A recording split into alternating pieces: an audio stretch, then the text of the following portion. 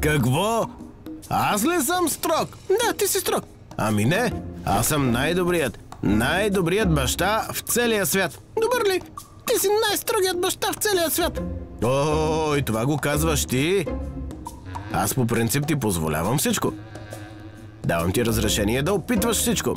Понякога те уча на нещо, но всичко, което правя, е за твое добро. Всичко е за твое добро. Хайде тогава, през следващите 24 часа, ама през всичките 24 часа, да те възпитавам аз, точно както ти мен, дори по-стрикно. Какво? Ти нищо не знаеш за строгото възпитание.